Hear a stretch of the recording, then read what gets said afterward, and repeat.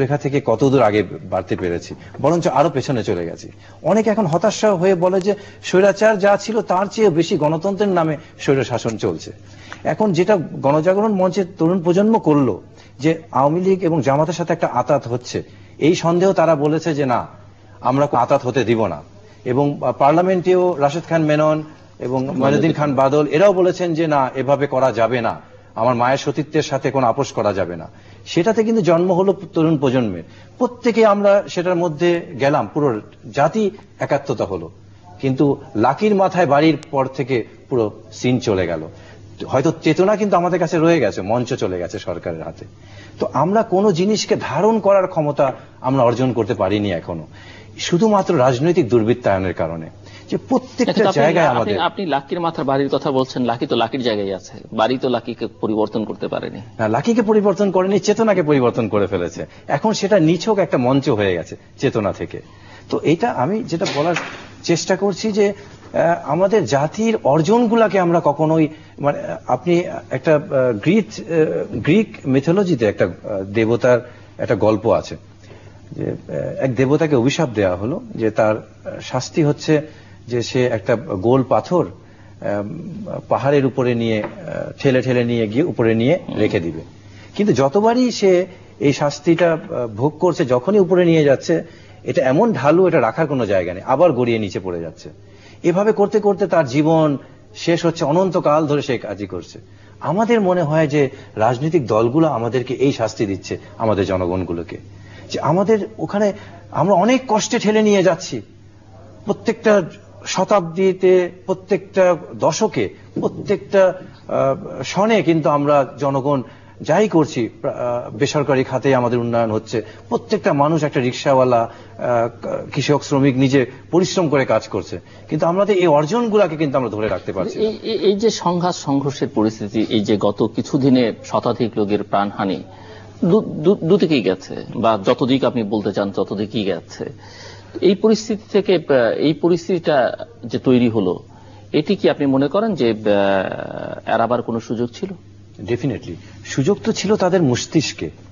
সমস্যাটা হয়ে গেছে আমাদের রাজনৈতিক মস্তিষ্কটা একেবারেই জনবিচ্ছিন্ন মস্তিষ্ক। সেই মস্তিষ্কে শুধু ধারণ করছে যে আমি কখন ক্ষমতায় যাব এবং ভোগ বিলাস করব, লুণ্ঠন করব, এবং এই লুণ্ঠিত মাল কিভাবে বিদেশে পাচার করব। এবং যারা ক্ষমতায় আছে তাদের বেলায় একই কথা, যে আমি এবার খেয়েছি পুরো মাছটা, আগামীবারে যাতে আরো দুটা মাছ খেতে পারি সেই বন্দোবস্ত করা। কিন্তু জনগণের সাথে কিন্তু তাদের রাজনৈতিক সাইকোর কোনো সম্পর্ক নেই, যে মানুষের কি এখানে ঘটবে। রাজনীতি যে জননির্ভর থেকে আপনি লুটেরা নির্ভর হয়ে গেছে, এবং জনসেবা থেকে কিন্তু আপনার নির্যাতনমুখী হয়ে গেছে, এটা কিন্তু একটা বড় ধরনের বিচ্যুতি ঘটেছে আমাদের রাজনীতিতে। আজকে হরতালের কথা বলছেন, আমি তো একদম নিশ্চিত গ্যারান্টি দিয়ে বলছি, এদেশের কটা মানুষ স্বইচ্ছায় হরতাল করতে চাই যে আজকে আমি কোনো কাজ করব না। প্রত্যেকে ভয় করে যে আমি বের হলে আমার গাড়ি ভেঙে দিবে, আমাকে মেরে ফেলবে। ভয়ের কারণে হরতাল হচ্ছে, মানুষের শ্রদ্ধার কারণে, ভালোবাসার কারণে কিন্তু হরতাল হচ্ছে না। যার ফলশ্রুতিতে রাজনীতি হয়ে গেছে একটা ভীতিকর বিষয়। এবং রাজনীতির এই ফসলও কিন্তু জনগণ পায় না, ফসলও পাচ্ছে যারা রাজনীতিতে মাস্তানি করছে, আন্দোলন করছে, ভাঙচুর করছে, কিংবা পুলিশ দিয়ে হত্যা করছে, নির্বিচারে গুলি করছে। দু দলের যারা বেনিফিশিয়ারি কিন্তু তারাই হচ্ছে, জনগণের সম্পদের কিন্তু ভাগিদার তারাই হচ্ছে। আমরা যে উৎপাদন করছি, আমাদের জিডিপি বলেন, এই জিডিপি আমার আপনার কি কাজে আসছে? আজকে যে রেমিটেন্স আসছে, এটা আমার আপনার কি কাজে আসছে?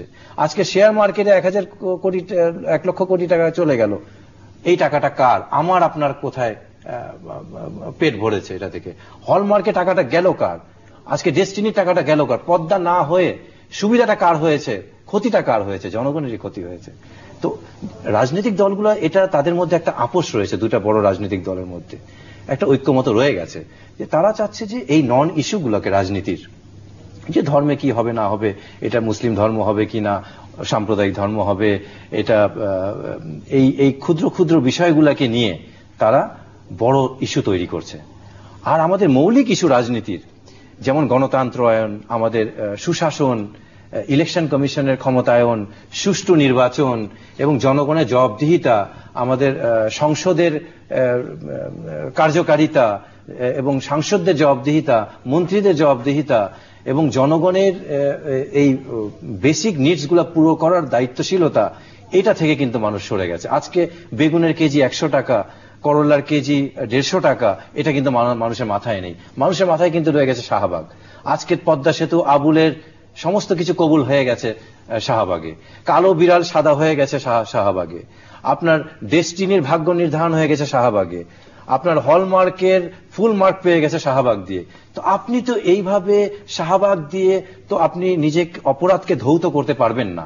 শাহবাগ 3টা জিনিস তো হতে পারবে না। এই সরকার চাচ্ছে শাহবাগকে দিয়ে 3টা জিনিস করতে। একটা হচ্ছে যে তাদের ব্যর্থতাকে আড়াল করার জন্য একটা হাতিয়ার হিসেবে ব্যবহার করছে শাহবাগকে।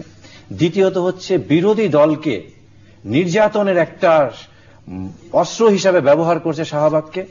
তৃতীয়ত হচ্ছে নির্বাচনকে কিভাবে দূরে ঠেলে রেখে আবার ক্ষমতাকে কিভাবে কুক্ষিগতা যায়, এটাকে শাহবাগকে ব্যবহার করছে। তো এই চেতনা আপনার কোথায় থাকবে? এটা তো মঞ্চই হয়ে যাবে। ডক্টর সালিম আহমেদ। আচ্ছা, এই প্রসঙ্গের আগে আরেকটা প্রসঙ্গে